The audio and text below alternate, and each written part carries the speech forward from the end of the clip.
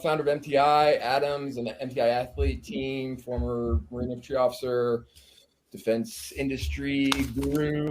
I'm sure he likes that description, and backcountry hunter. And we've also got Ian here, who's a rifle instructor, long-range rifle instructor, and former Scout Sniper. Am I doing you justice, Ian? We just met about 2 seconds ago. That's it, man. All right, cool. So topic of discussion today is, I guess, kind of an ethics conversation on long-range hunting and whether there's any issues there. So on one side, we have Rob, who has published some stuff on long-range hunting and thinks there should be some restrictions on it. Adam and Ian on the other side, both pretty accomplished marksmen and backcountry hunters. So first, I just wanted to start off with the definition of fair chase. So according to the Boone and Crockett Club, they define it as the ethical, sportsmanlike, and lawful pursuit and taking of free-ranging wildlife in a manner that does not give the hunter an improper or unfair advantage over the animal. Do we have any issues with that definition of fair chase? It already begs the question of, are you hunting for a sport or hunting to provide for your family? Yeah, and what's improper? Yeah, that was kind of my first take at it too. It's squishy, to say the least, I think. Certainly open to some interpretation, which is why I think this will be an interesting conversation. So this will be kind of interesting for me to moderate a bit because I don't have much hunting experience at all. I usually just take a rifle and go for a nature walk and end up looking at the river and at the birds. Many days like that myself. For sure, yeah. But certainly not a dedicated hunter. So it'll be kind of interesting. But living here in Montana, this is a topic for sure. Let's see. And we still got you? Yeah, I still got it saying that I'm not being recorded anymore is all it's saying here. I'm going to hit refresh. Okay.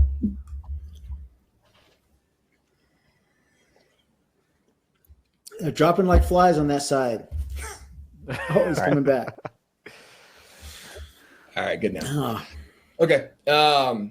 So, Rob, any issue with that definition as it stands?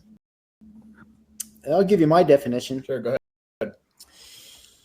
The animal has to be able to detect the hunter, and if detected, evade him. Okay. So evade him means you shouldn't be hunting in a high fence place, right? But I think the issue with long range hunting is being able to detect the hunter. Okay. Let's start off. I think we'll probably have some folks listening who haven't experienced backcountry hunting in the Mountain West at large. So Ian, let's start with you, man. Can you describe the terrain that you're generally going to be hunting? Let's just say for deer and elk, say mule and elk. What kind of terrain are you hunting when you're setting up for long range rifle hunting? Sure. Number one, when I'm going out there, my first want is the closest shot. Like I'm trying to get a close shot.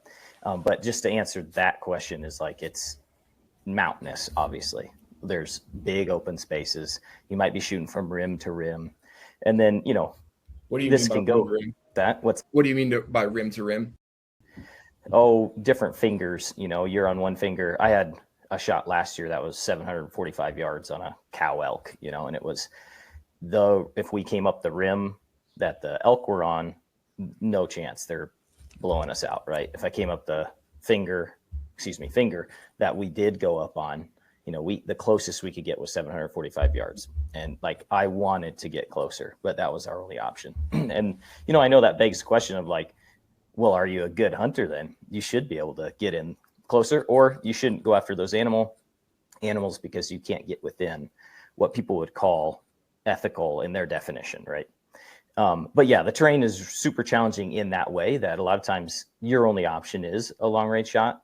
I'm trying not to say this in a way that's like appealing to some people and not appealing to others. Just facts, right? So maybe it's just because I'm not that good a hunter. I have found myself many times in situations where this is the closest I can get, and it's obviously beyond 400. And just in terms of lane, like painting the picture for us, are you deep in timber? Is it open terrain? What's Sure. It's absolutely a mix. But most of the time in hunting season out here, it dumps some snow and it pushes them down a lot of times out of the timber and down into some of this open area stuff too. But yeah, it's a total mix. If you've been in the mountains in Jackson, like where Rob's at, or up here in Cody, Wyoming area, it's a total mix, but a lot of wide open space. So you have the opportunity to long range hunt or get in close, just depending on where those elk are at that time, what season you're hunting, what area you're hunting. So it's a total mix. There is the in the trees with the 30-30 hunting elk type terrain out here too, so. Sure. And Rob, could you give us a quick paint the picture and maybe a quick primer on compound bows? How do those operate? What advantage do they give you in the terrain that you're ideally hunting in? We'll say for muleys and elk.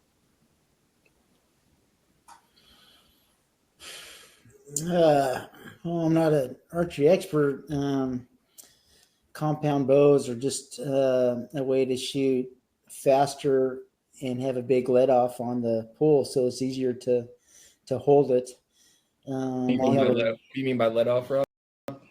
Yeah, let off, right? So you can pull them and hold them longer. Whereas if you're pulling a non-compound bow, you may not be able to hold it as long, so you can aim longer. They're definitely, I think, overall more accurate than the other type of bows. And then I've hunted, antelope in very open space with my bow and got in close enough to kill an antelope. And then I've hunted deer and mountainous ridges with trees and deep timber for elk. So it's been all around. The hunting terrain's the same, for sure. And can you kind of summarize some of your issues with long range hunting as it stands today? Yeah, I think that the problem with long range hunting is it's political suicide for hunting. Because if I was to take a look at, I just did a little research real quick. You have to be hard, long range hunting. So the group called Best of the West, I'm sure Ian's familiar with them.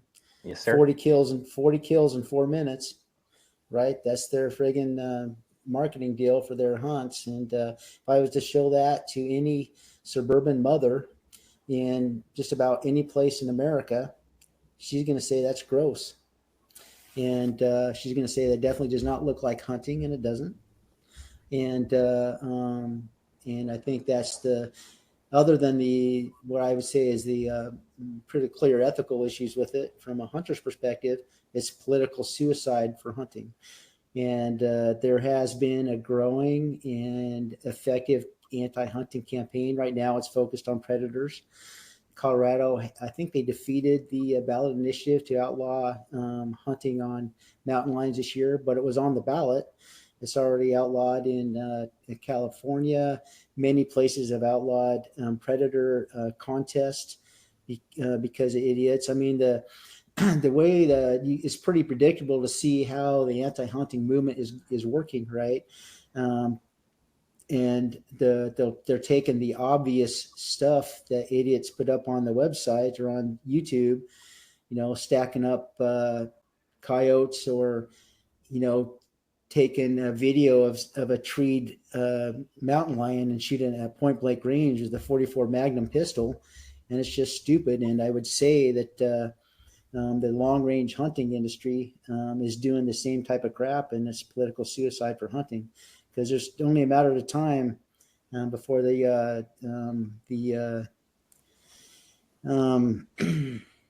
mean, if I was a anti-hunter, I could just create a bazillion very effective ads against hunting just based on honestly the hunting videos that Gunworks has up right now. I mean, it doesn't look like hunting. It doesn't look like sporting. It's all technology. They got a spotter and all this other stuff. It just does not look like the studies have been taken, and polls on hunting in America, and still about 80% of people are favor hunting. But there's two things they want. They want that the animal is getting eaten. You're not hunting just for antlers. And secondly, that the animal has a chance. And long range hunting, I think there's a question whether or not the animal has a chance. I'd say that they don't. They can't detect the hunter. So I'm going to let Adam respond to this one. Well, let's parse something out real quick. You referenced some of the predator hunting, specifically mountain lions. That's a whole different category, right? So that's generally using dogs to tree a cat and then shoot them while they're treed from the base. That's kind of a different deal, right? Except for coyotes. I mean, there's plenty of long range hunting stuff on, killing coyotes at 1,000 yards, and for whatever reason, yeah. So a little bit apples and oranges though. But all right, Adam, go ahead. So what I normally hunt in, the hills of Virginia. It's very heavily wooded, deciduous forests, and some farmers' fields, right? So you could get a shot from 400 to 600 meters in an open field, but it's typically where I'm at. It's not like you have a vast field, right? It's more just like you got like a 50-yard window of something walking through, but typically it's heavy deciduous forests, and so I guess I would kind of equate it a little bit to bow hunting, right? You really got to figure out the pattern, the behavior, and you have to pick your shots, because when you're in the mountains here in Virginia, and there's a tree, every 4 to 10 feet, 360 degrees, you don't have like a huge vast area you can shoot from, right? You have to pick a shooting lane. You have to set yourself up on a finger or a draw or some path. You really have to be deliberate in your shot choice and how you're setting yourself up for the animal. But if you're in a field, and there's a patch of woods or a patch of brush or some autumn olives that you got to work around. You got to be a little bit more deliberate. There's a lot less open view glassing, that's for sure, compared to out west. And then Ian, since you're in Wyoming, kind of on the other side of the country for Matt, and from this perspective, how would you respond? I mean, I heard what the terrain and stuff he's hunting in, but what's the question? Just responding to Rob's points, I guess. Do you think long range hunting has puts a negative eye on the hunting community at large?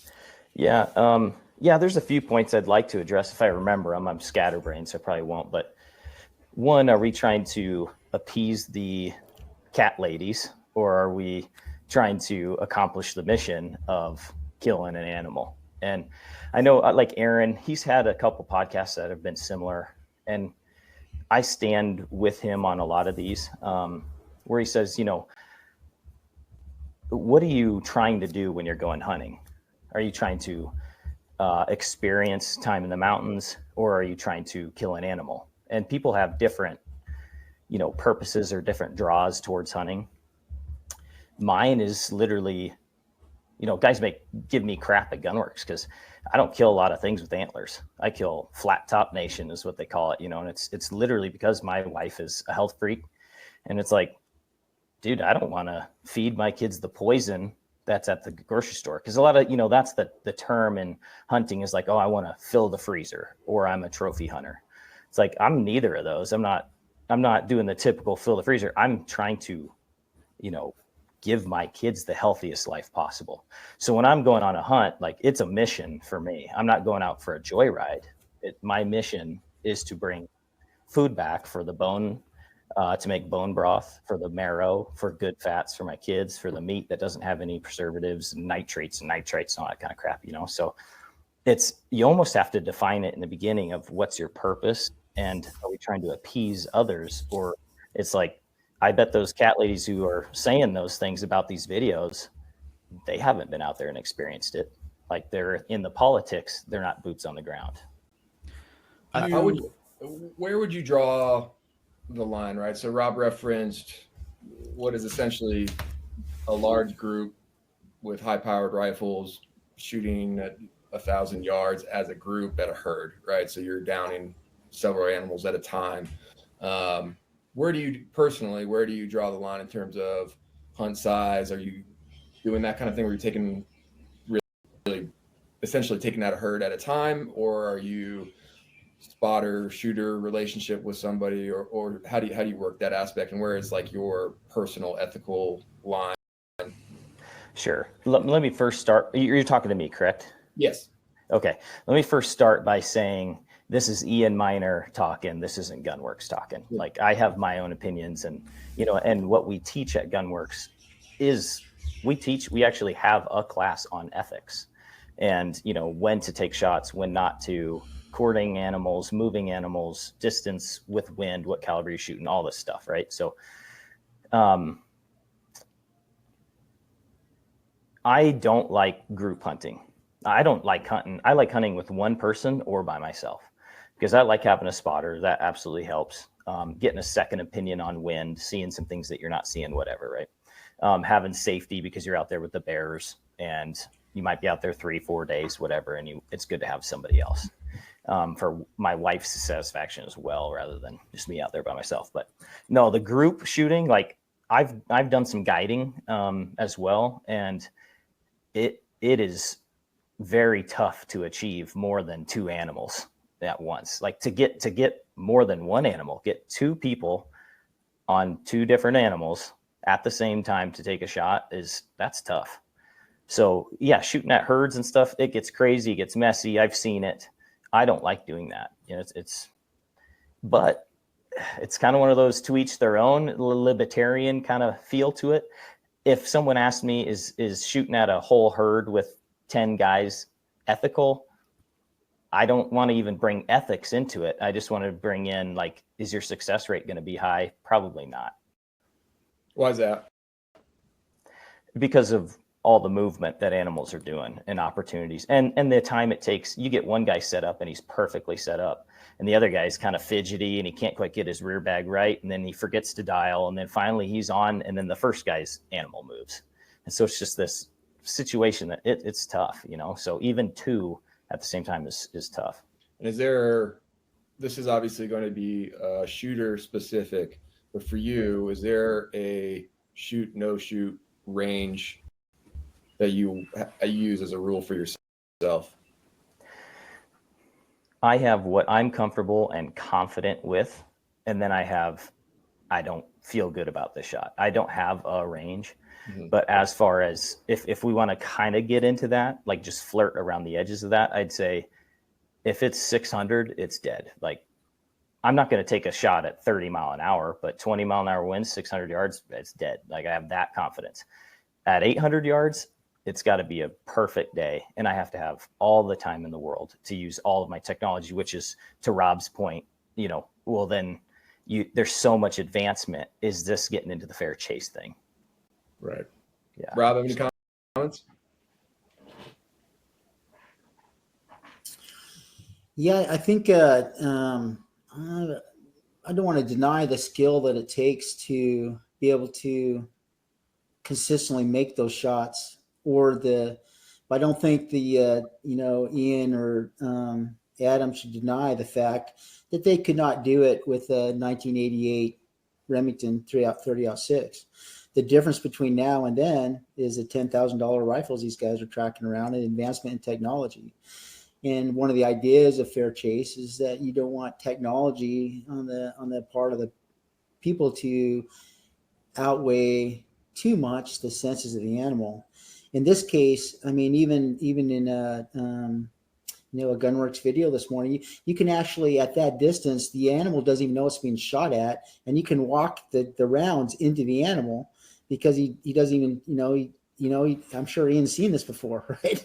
You just walk them in. Whereas if you're close enough where the animal could hear the gunshot, then they would run away. So the idea from a fair chase perspective is, again, the animal cannot detect the hunter at that range. I advocate a shot range restriction of 400 yards for rifle and 50 yards for bow, and probably muzzleloader, or maybe 75 for muzzleloader. I don't know a damn thing about muzzleloaders.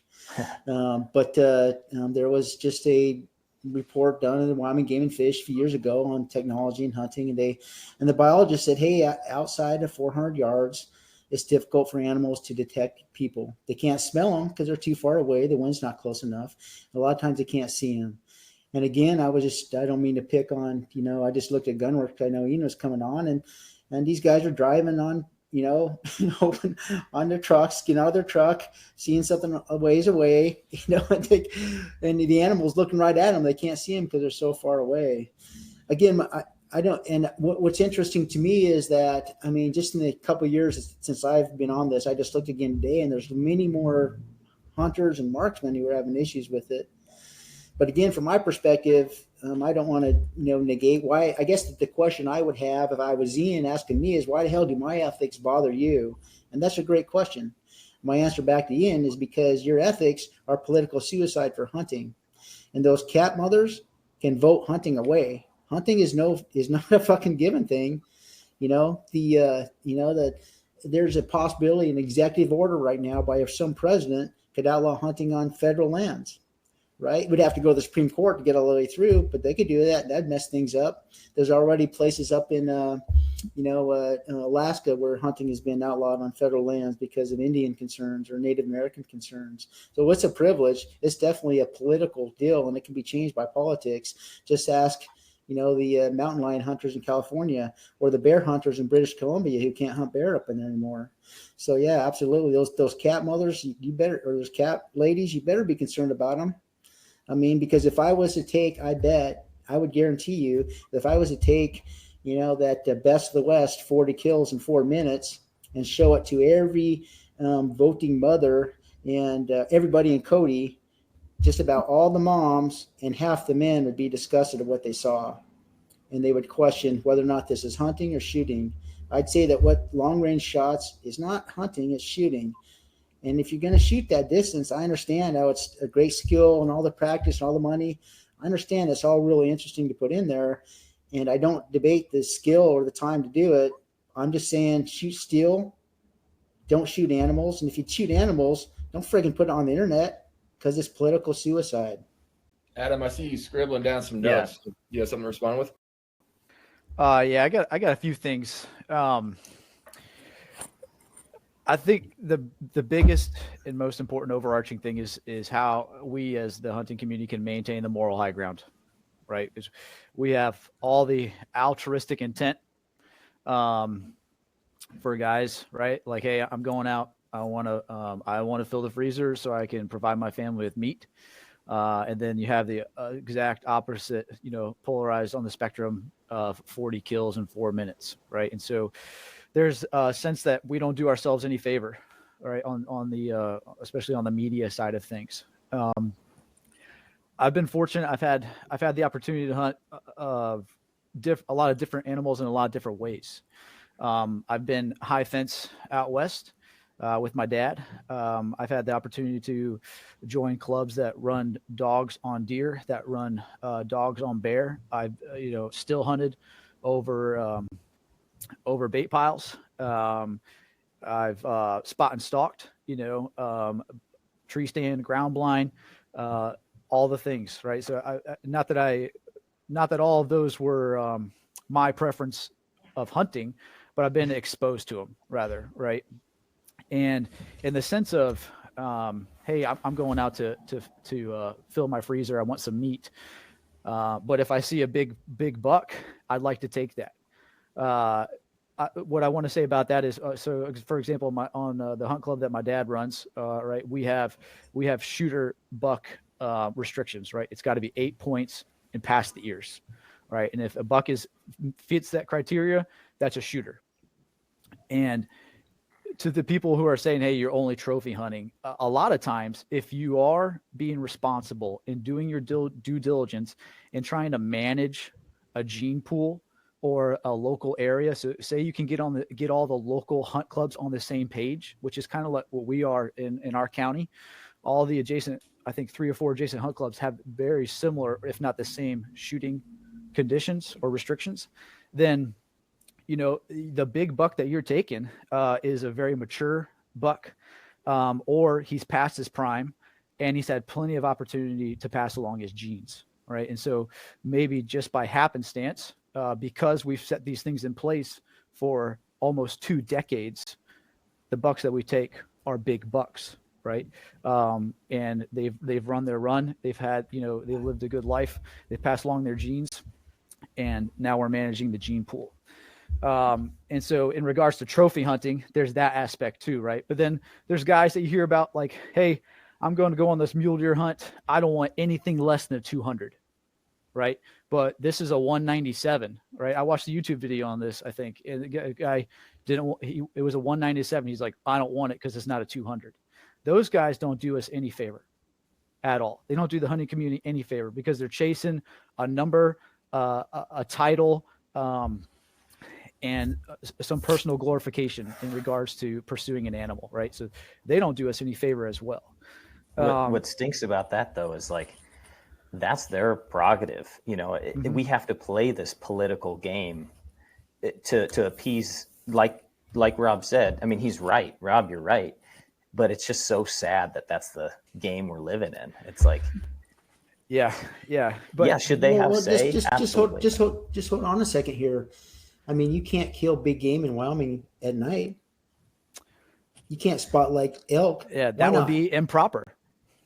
Well, because the elk can't detect that you're there, right? I mean, there's gonna be rules. There has to be rules to manage. There's a rule in Wyoming: you can't shoot across the barrel ditch, right? Because they don't want you to hunt from the road. Yeah, and fair. So there has to be rules. Every state is regulating ethics. There has to be rules, but if you, Rob, if they're allocating 100 tags, then they better expect 100 dead animals. That's how I see it. Like if they're allocating 50 tags, then 50 dead animals. Like, or if we want to, it's not quite that way. They have the Game and Fish allocates more tags than they expect to harvest. Right. I like if, for example, in Utah, they just changed, I think, the rules for muzzle loader, where you can't use a scope on a muzzle loader anymore because the harvest was too high. And in Wyoming, there in some areas now in Wyoming, the archery kill for elk is over 40% every year in certain areas because the skill of the hunters have increased so much. And so they have to pull back tags because of that. So they don't, they want to give us, the Game and Fish has to manage as much opportunity as they can for people to get out there and do it. Plus they got, their income comes from tickets from hunting tag sales, or part of it does anyway. And then they also got to manage the herd. So, they do go together. I'm not too sure that I haven't seen anything yet that long range hunting somehow is bumping up the harvest of animals. I don't know if that's the case or not. Yeah. But again, even if you don't, we don't even need to make really the ethical argument. You had mentioned before, if you didn't shoot that cow, you wanted to, what choices you have. My choice is you don't take the shot because the cow doesn't know you're there, and it's not fair to the cow. And if you don't realize that, I don't know what the hell to tell you, honestly. And one of the things one of the things that Adam said is, we're chasing numbers. You know where the number chasing is coming long range hunting? How far I made the shot. I watched a hunting video before where the guy was like, I'm only at 900 yards. He backed up 100 yards so he could shoot at 1,000, a cow elk. Yeah. Right? Come on, that's a big part of the game in your world, right? It is. You guys got a problem. You need to get your arms around it because I'm not the only hunter. I mean, believe me, a couple years ago, I was about the only guy who's saying something. There's many more of us out there now who are hunting. Let me ask you something, Rob, real quick. So go ahead. Your concern is that it's political suicide, right? That it can impact our. No, there's two concerns, but yeah, that's one of them for sure. So I guess my question is, you use a compound bow. That's a high-tech piece of equipment that does a low-tech thing. And you also use calls, right? So what's the difference between using a call, which is tricking a bull to come in, versus a long range hunter never letting the elk have the opportunity to evade because it's too far away. Well, that's a great example. For example, I heard a case. If we really wanted to make it fair for the animals, we should outlaw hiking boots, right? or not wear I camo. also wear fancy hunting gear and stuff like that. And my answer to that is my short range restrictions, right? So if Ian's a dead on killer at 600 yards, and I say you can't shoot further than 400, he's going to be a really dead on killer. What we owe the animal in terms of respect for the animal is a clean shot and a clean kill. Right now, there's Joe Rogan put a shot up of him killing a bull elk like at 75 yards with a bow. I mean, and that's a really questionable shot for most archery hunters. Will this technology allow it to be done? Yeah, but that's one of the reasons that I want a 50-yard shot restriction on archeries. You can't shoot over 50. Why? Well, because the rifle hunters like Ian would go, hell, it's a privilege to hunt with a bow. You get early seasons, you get special tags, So if you're going to be shooting at rifle distances, then why don't you just have to hunt with the rifle guys? So it's a way to protect, archery seasons. So yeah, absolutely. All those points are made, and that's how come I like the idea of short range restrictions. The idea, again, the animal has to be able to detect the hunter, even if you're calling in a bull elk, from with a call or whatever, or a coyote with a call, or a duck with a call, right? Or a turkey with a call. There's still, a pretty big skill element to that. And I'm not going to shoot the bull elk. Go ahead. Not being facetious though is that's animal dependent. That's animal disability dependent. That's it's a lot of things where or you're going to have to figure that out for every animal at that point. Why is 400 that? Maybe the Game and Fish just says, oh, that's as far as they can see. Okay, but is that mule deer, whitetail, elk, Rocky Mountain elk, like where that if your argument is they can't detect you, it's going to change between where you are in the nation and what animal you're hunting as well. Right. I'm pretty sure friggin' antelope has seen me at 2 miles away and I never got close to him. Right.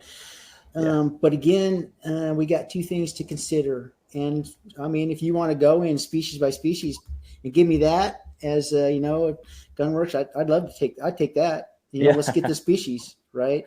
And then you can make that argument politically. But right now, there's no political argument. Right now, it's political suicide. Not only that it's happening, it's not hidden, right? That I don't mean to beat up on Gunworks or Best of the West, but you're putting up these videos to sell guns and to sell courses, and so it's marketing, and you can't deny it. And so I saw one this morning where one of the employees had his 13-year-old daughter shoot a friggin' mule deer at 600 yards. I mean, like they got off the road, got out of the truck, no packs, 50 yards from the truck or whatever, shot this thing across the canyon. Could they have got closer? Absolutely, they could have got closer. I mean, so it's just, again, it's just, there's a couple issues. One is the ethics of it. The animal can't detect the hunter. And the second is because the animal can't detect the hunter, and it's so fucking obvious that the animal can't detect the hunter, that is political suicide. It's bad for hunting. Can you still hear me? My thing keeps saying Yeah, you're good. Yeah. Okay. All right. I'm just going to leave my little screen that says in a utopian society or hunting society, everybody would do their due diligence to know their own capabilities and limitations, and they would follow those, right? So people like Ian, who have an exceptional amount of time behind a rifle and do it as a living, is comfortable. What'd you say? 800? Is that what you said? If it's a perfect day. Yeah. Like I wouldn't even touch that, but that's my own. I wouldn't even consider that. They're like, yeah, no way, Kimosabe. That flight pattern's full. I'm not going to do that at all because I know my own capabilities and limitations. Ideally, the idea of a barrier of entry is also very attractive, right? Like, so, you know, I take my ram hunt, for example, right? You know, I did my due diligence. I trained for a very long time, deliberately for that hunt. You know, we went into the mountains, hiked around, scouted around for, you know, and took them on day 9. You know, and there was an obvious barrier of entry there. Another small point to that was I couldn't, on the last day that we took them, I couldn't get within 400 of them. Right. He was stuck, and he was staying at, I think it was like 519. There was no way for us to get any closer. But to my point, I was comfortable with that shot and capable with that shot because I had coincidentally taken all like 4 of Gunworks courses, right? So I did my due diligence on the marksmanship side as well. So you could argue, or one other way to look at it too, is for long range hunting, if you do, your barrier of entry is your marksmanship training. But that does beg the question, Rob, to your point, where does hunting end? You know, what is it, marksmanship or hunting? Right. But in an ideal world, and I think, you know, I mentioned Donnie Vincent on our last podcast. He had a great video he released in 2014 called Who We Are. And it goes into why, you know, why we hunt. You know, I'm getting my meat and you know, I do my due diligence to work up to the mountains, right? We're not willy-nillying around the mountains out here. So he takes a very altruistic and primal view of why we hunt. And so if we all took that, that'd be great. But at the end of the day, you still got guys drinking beers in tree stands and posting 40 kills in 4 minutes. And then you have guys like us here in different measures that do our due diligence ethically and morally for hunting. What do you feel? Would you be a proponent of a qualification test?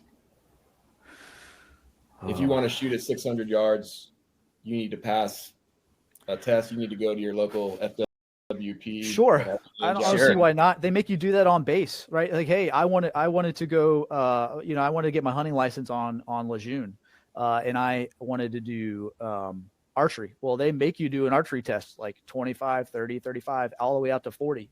And if you don't hit it within, I think you have 2 chances at each target. And if you don't hit it, you're like, nope, come back when you're ready. And that's it, plain and simple. They won't let you do it. Any thoughts there, Ian? Yeah, I think I don't like that because more control, but yeah, sure. Like that is absolutely. People say, you know, a lot of ethics is based on range, and it's like, dude, don't tell me how far I can shoot or not. You know, it's my capability. My groups at 800 are better than half these guys' groups at 200. So, you know, so the test, I don't like it. It's more control, but yeah, let's do it, I guess, you know, if that's the only way. Do you think that would solve anything on your end, Rob, or does it just work? Is it just a workaround?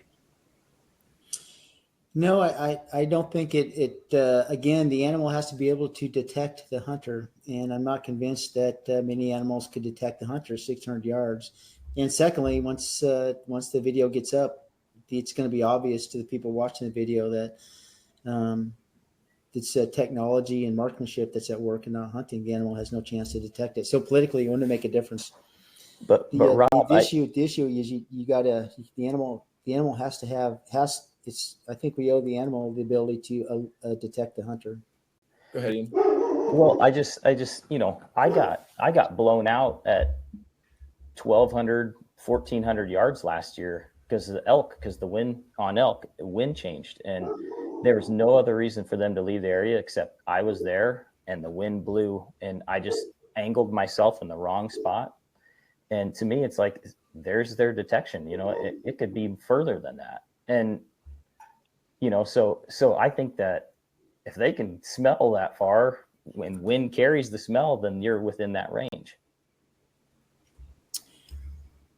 Well, you know, we can go down the rabbit hole of all these different things, but your video shooting them that far, you know, and if it goes up on the internet, it's going to have the same political impact. Yeah, and I know you're saying there's 2 points. There's political, and then there's actual ethics, like your opinions on ethics and other people's opinions on ethics. And it's like, I wish we could take politics out. We can't. That's the world we're in. So I get what you're saying. And you're right. Like videos that are just slaying animals is not quick to discount the ethics. I mean, the ethics are, what is the reason we have game now. It's because there was, sporting and pulling back and conservation ethic. This stuff has been going on since Teddy Roosevelt days. And Laboon and Crockett was started then. So you're wrong to discount the ethics and set it aside. I mean, there's all kinds of ethics in the regs now that that are part of it. I'm not discounting. Right. I'm not discounting ethics. To me, it's I would argue, again, I've heard Aaron say this, and I'm just like, man, he's right. Is like an animal that doesn't know you're there, I would say has a way better chance of a nice, clean kill than being in so close that the animal knows you're there. Like, you're going to have a lot more time to set up. The animal's not going to be antsy, moving around. And here's the thing is, Rob, I see your side of it too. And I'm not saying I'm completely opposed to it. I think we merge in some way, and there's some differences too, but it's kind of fun to have these discussions. So don't think I'm taking this as an attack on your points, because I agree with a lot of your points as well. But yeah, I would almost argue that, an animal that doesn't know you're there there's likelihood of it having a better shot on that animal. Yeah, and that's an interesting point. But I mean, how long does it take the bullet to travel 800 yards? A second? Yeah. Right. An animal can easily take a step in a second, not knowing you're there, and you miss them because you were so far away. So I don't necessarily want to get into the details of marksmanship and all the geeky, nerdy details that. But you have to. I'm not an expert. You have to argue this, though. The optics of it is the same. Well, let's dive into that. I think that's. The optics of all the hunting videos are the same. I don't like any kill shots online. Where do we draw the line on in the day of social media in terms of hunting content? So I know Rob is on the side of essentially you shouldn't post the kill. Is that accurate, Rob? Yeah, and since we started looking at that, we saw and started criticizing companies for doing that. We saw a significant decline in the number of kill shots. At least not necessarily this is like the clothing guys we're putting up. You're right. Yeah, you don't want to. I mean, let's just be smart. I mean, there's a reason you don't drive through Cody with the friggin' cow elk strapped across the hood of your car like they did in the 70s, right? It's just political. It's stupid. Did you notice when Netflix took over Meat Eater, they stopped showing the kill shot? I haven't watched Meat Eater in a long time, but I was pretty critical of Steve. I mean, it was pretty difficult. We did a study taking a look at the discussions of fair chase on Meat Eater, and there wasn't many. You're right, but yeah, I mean, look, the media for hunting, including gunwork stuff, is for hunters, right? And a lot of it is commercially driven to sell a product. Let's just be honest. But it doesn't matter. The political impact of it is the same. And I think you can do a direct line from dumbasses, shooting bloody videos of killing coyotes and, stacking coyotes up after, 10 coyotes because they won some contest. And now the many states, including New Mexico, other states, there's been legislation in Wyoming actually to eliminate coyote hunting contests. So there's a direct line between dumbass shit on social media and hunting and restrictions on hunting. Do you think people care less about that because they're smaller animals than they're dogs? I think because it's so viciously stupid. It just looks bloody, right? And in fact, I'm surprised. I mean, gosh, a majestic elk or a dull sheep is very beautiful. It seems like if you're going to, make an anti-hunting video, about a bloody, kill of a dull sheep and put up a beautiful dull sheep, it'd be another great. I'm surprised they haven't done it yet. Yeah, but sure, they certainly look like dogs, Do you feel that way about pigs, like feral hogs? I don't know what you mean, Phil, but I've seen plenty of bloody, and like one of the hunting douchebags was like doing pictures of himself shooting, fucking pigs out of a helicopter, the AR. What the fuck is that? Well, I mean, what I was that's not, getting at it's not was, hunting. He's you know, he's like a hunting guy. I believe, I think Go ahead. you could extirpate all feral hogs like in Texas, and it would have zero negative impact to the ecosystem. But I don't know if you could say the same for coyotes. But does that change your perspective at all on the killing of hogs versus the killing of predator dog? I'm not too sure I understand your question. It sounds like you're asking a biological question or asking a political question. So you were saying, I guess in the bad light of predator hunting, right? It doesn't do the hunting community any favor. You know, I could care less about killing coyotes. Kill coyotes on my dad's farm as much as we can. We're not very successful at it, but we try to all the time. And so I was just curious if that same sentiment on big game hunting out west carried over to smaller predators like a coyote. Does that make sense? It doesn't, but I would say this. If you attach the word hunting to something, whether it's pig hunting or coyote hunting, that hunting comes with a certain connotation. Okay. And I think part of that connotation is fair chase, sport, killing for the right reasons, stuff like that. Okay. I think if you take a look back at that survey, people supported hunting, the general public, if you ate what you killed and they had a chance. No one's eating a fucking coyote. No. Right. So then all of a sudden now you call it coyote hunting. I don't know. Like, I'm all in favor of predator control, where you hire guys, go out there and just fucking kill coyotes because of, they're eating sheep or whatever. That's fine. But if you're going to call it coyote hunting, like we advocated for a license for coyote hunting and only 5 animals a day. Right. So we could avoid some of the stuff that's coming on. Like there was a case last year where I can't remember if it was coyote or wolf, but some guy in Daniel, Wyoming, run down a wolf with I think it was a wolf with a snowmobile and shot it and took it into the bar, and they took pictures of it, even though it was legal, because I think they was out of the park. It was a predator. Anyway, it was just stupid. Not good optics. It's just dumb. And so it's not good optics. And all of a sudden, here's what people are seeing when they see these long range hunts. They're not seeing hunting, they're seeing killing. And I'm not too sure it is. I'm sorry, Ian. I mean, but I think a lot of it's just fucking killing, and guys are bragging about how long they can make a shot. I don't take away the skill or anything from it, but it's not good for hunting. Yeah, that's the issue is do I see anything wrong with it? I don't. But is it political suicide? Yes. That's where I see it. Now taking a wolf into the bar, yeah, do I see something wrong with that? Absolutely. But I think ethics is just so arbitrary and personal, to your own morals and values and abilities and projectile you're using, etc. But the political thing changes the argument completely. And that just, that's tough because that's what we live in. And the issue I've had is, how do you enforce it? And if how would you enforce a short range restriction? And I mean, it's hard to enforce it's hard to enforce poaching. It's hard to enforce, not using a drone. Right now, you can't use a drone, to spot animals. Guys are doing that, right? But it's still on the books. And the fact is, 95% of the hunters follow the law. And, it only take a couple, prosecutions to really pull down on it. But there's this weird industry that's kind of grown up around this technology now and I'm sure you've seen it. I know they're outfitters, long range hunting outfitters. You can come in there, use their gun. They'll give you a day lesson. The technology's so good where you can, I'm sure I'm a shitty shot, Ian, but I'm sure you're such a great instructor. You could probably have me hit 600 yards in 10 shots, right? Right. With that technology and all this shit, right? Yeah. Come on. I mean, it's a technology, right? It's not like because I'm a great shooter.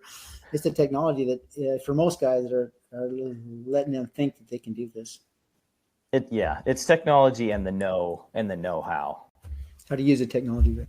Yeah. Let me ask you this as a last question. My concern as an unserious hunter with long range hunting is its use on public land.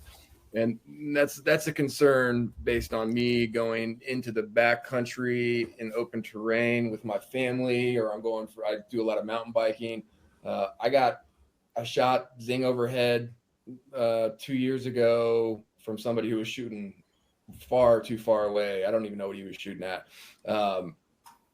As a bystander, and this is kind of where I think the political suicide aspect might play into it, is guys shooting 800, 900. You don't know what you're shooting at unless you're behind glass. And when you're behind glass, your peripheries, your situational awareness is reduced, right? So would you put any restrictions on, let's say, shots over 600 yards on public use land with that in mind? Or is there any other considerations you use on public use lands with that concern in mind? Because that's something that I've experienced, and I know many around me have experienced as well. Mm-hmm. Yeah. With me? Yeah. I'm sorry. Yeah. I think, obviously Hunter Orange is there for a reason. And there's always going to be exceptions. Like Rob said, 95% of guys are following the rules. Just like I would say, I don't know if I'd say 95, but there's going to be a higher than average or higher than 50% of guys who aren't just complete idiots out there. Like I know that I've seen it myself too. And it's because the guy has no situational awareness. And so, hunter safety, gosh, that was back when you were 12 years old or 14 years old or something like that. I don't know. Maybe you got to have that again when you get older, but a lot of states, I don't know. There's a lot of states that are grandfathered in, but I think obviously you got to have some hunter safety, but no, I think that's just you being an idiot or not, as the person shooting over top of somebody else. Now, yeah, I mean, I'm shooting over a ridge, or let's say finger to finger, and a guy is down in the draw and he's at 400 and I'm at 600-700 shooting across. You should never take that shot. But if you don't know he's there, I would argue that that's not even going to touch that dude, come even close to that dude. But, then the argument is, well, what if he's behind a tree, 20 yards difference from the animal? So, I mean, you can make up any kind of situation here. I don't think you can regulate that. Adam, any thoughts, sir?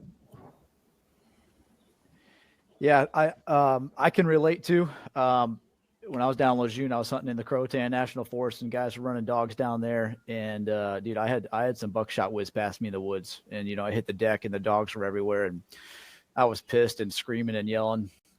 And that was some thick veg, and that's not safe or responsible at all, right? Different terrain, similar circumstance, but I can't help but kind of equate this to traffic laws. Rob, I agree with your ideals, but America was up in arms when they said, hey, you got to wear a seatbelt, right? We have speed limits. There's no regulations on what street legal cars we can buy. But as soon as a car company or a state tells me or puts a governor in my car, like, hey, you're not able to, I think California was going to do that, right? Like, hey, you can't go more than 10 miles over the speed limit. By God, that would piss me off, right? And so in that sense, because I don't like to be told what to do, if I'm capable of shooting past 500 and I've done everything I can to get as close as I can to the animal, and I can't, I don't know. I just don't want somebody telling me I can't do that for the sake of it. But I guess that's kind of what I'm trying to equate it to, right? We have safety regulations, and if everybody does their due diligence, everybody should be okay. But again, it only takes one bad apple, right? And that it's across the board, no matter what your profession is. Rob, any thoughts? Yeah, I don't know. I mean, I'm disappointed that you don't understand the ideas of, fair chase. I mean, if you just used 800 yards instead of the example of 500, and the animal can't detect you, then it's not fair to the animal. You're using technology to overwhelm the senses of the animal. And if you don't see an ethical issue with that, I don't know what to tell you. But that's the basics of fair chase. And we've got plenty. You're right. There are, even if we did have this restriction that I'd like to see in place. There's going to be people who are going to violate it, and that might end up on the internet. But at least in this case, we can say, hey, the hunting community went to the the Game and Fish Commission of the states and wanted this restriction because they were concerned about fair chase. That counts for something. And there is one state that has done something like this. In Idaho, this is back in the day, they had a restriction over rifles that were over 16 pounds. Because at that time, a long-range hunting guns were like 20 fucking pounds. I don't know how heavy your pounds are now, Ian. I don't think they're that heavy, but no. But there has been an attempt to do this, and I just think that the long-range hunting practitioners and advocates, they need to get ahead of it, because not only is it I'm not the outlier anymore. There are, just a quick look at YouTube, man. There's lots of marksmen and gunsmiths and everybody else are starting to speak up about it and have concerns and could significantly impact the business. Again, I think there's a difference between marksmanship and hunting, and we need to protect as best we can hunting. I mean, the number of hunters in America is dropping because the country is getting more and more urban, right? It's dropping and it's dropping and it's dropping. So, already Colorado is a blue state. New Mexico is a blue state. Arizona barely went red. Montana went red, but they, prior to this year, they had, a Democratic governor. As more of the people from urban areas move to the western states, they're bringing some of those values with us and with them. And hunters are we got to be politically savvy. And right now, what I'm seeing on the internet just isn't politically savvy. It's just not smart. Yeah, and the further away you get, right, the less of a hunting experience it is in the sense of it being intimate with the animal, right? So to your point, right, if it can sense you, it just enriches the experience and makes you have to work harder for it as well, right? Kind of like the rush you get from hunting bear, right? Like you're hunting a predator that can do the equivalent harm to you, right? And so your senses are higher, everything's dare I say, more enjoyable, right? As far as the fair chase is concerned. Yeah, and I think that I'm sympathetic with Ian. I don't want to dictate to him my morals, what I think a good hunt for me is to him, and what I think a good hunt to me has changed, right? I've gone through this 5 stages. I'm like on stage 4 of hunting, right? At first, you don't think there's a chance. Next, you want to kill fucking anything, right? Then you want to be a little bit more selective, and then you're like, I just like being out here. And the 5th stage is you want to show people, right? I'm kind of like in 4 or 5, certainly I've been in the, my own evolution. I don't necessarily want to push it on him. I want to make the argument, the ethical argument, but the ethical argument within hunting is separate than the political argument against hunting. And how this is, again, in my opinion, all kill shots are political suicide, and long-range hunting is another level up because people watching these videos think rightly, in my opinion, that the animal doesn't have a chance, and it's unfair. Do you think any final notes before we close this thing out? I'm sorry. Go ahead. Nope. Go ahead, Adam. Do you? Not being devil's advocate, but do you think it'd be a feasible thing to add verbiage like the hunter must do his due diligence to get within 400 yards of the animal? But I don't know how that'd really be enforced, right? And I read your article, right? Unless you got more game wardens out there with LRFs or acoustic devices trying to measure, where it came from. But do you think that would do anything with verbiage like that in hunting regulations across the nation? I don't know that would do anything. For example, there is a wanton waste and destruction law in most states, like there is one in Wyoming, right? You can't kill an animal and just take his antlers because you can't leave the meat. Why is that there, right? It's because that fair chase, eat what you kill, right? So in this case, no, I'd probably want to see the regulation. You're right, enforcement would be tricky, but so is wanton waste and destruction, or wanton waste and whatever it's called. And there's still people prosecuted about that every year because other hunters turn them in. Yeah, we right? actually experienced that. Ian was shooting over my head at 600 yards. I'd go tell the game warden to bust his ass. Yeah, and I wouldn't blame you for that. You shouldn't be doing that. I experienced that in Alaska. Actually, we came some other hunters in the outfit came across a carcass that was left, which, in Alaska, to your point, you can't do that, right? You have to take everything with you, right? And within less than a day, game wardens were out there in a helicopter, and they ran it all to ground. They were fast acting. Yeah, I mean, it's pretty amazing. You see some of the penalties that poachers get in Wyoming compared to like domestic violence. Poachers get hit pretty damn hard. Yeah, it's pretty amazing. So yeah, I mean, it's a tricky deal, and I understand. You obviously, I know you guys like your guns and marksman. I even bought one of them Savage 110s to mess around with it, but haven't got out with it yet. But I do think that people in the hunting, and Ian's company, and Ian, you're in the hunting industry, man. Yes, sir. And you're in it. I mean, guys aren't coming out there to buy those rifles and take your course to go home and shoot steel, right? There's a reason they got a camo rifle and everything, so and I just don't think it's good. It's very smart to be in the hunting industry and not realize this is a major issue. Ian, anything you want to say before we close this thing out? My last 2 cents would be, I respect everything Rob said, Adam said, that you've said, Charlie. I think there's a lot of just arbitrary stuff here. And I know Rob would even argue that, the fair chase thing.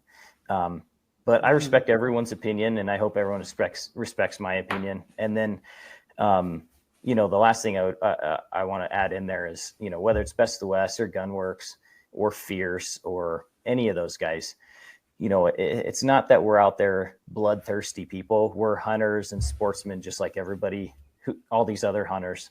And we're trying to do it with the best equipment possible. And obviously we want success. And there are the bad apples that want to shoot 1,000 yards and they'll back up to get to it. I've seen it happen. And those are the bad apples. Most guys, they're trying to get as close as they can to have the highest success rate. And most guys care about the animals. There are few people I've ever met that are just bloodthirsty, nasty, and don't care about the animals. So we are part of the hunting community, just like everybody else, the long range guys. But it just means we're long range capable. It doesn't mean we're long range doers, like we only do long range. We're all trying to get close and get a good ethical kill shot on that animal. That's great to hear. Yep. Yes, sir. Thank you for having me. Yeah, absolutely, fellas. Thanks for the discussion. Thanks, Appreciate guys. your time today. All right. Enjoyed it. Thanks, Rob. Thanks, Charlie. Sure. See you, Adam. Later, man. Cool. Thanks, guys. Got that all recorded. I think that was a pretty good chat. You can fucking shoot this thing anytime you want. I hate this cat.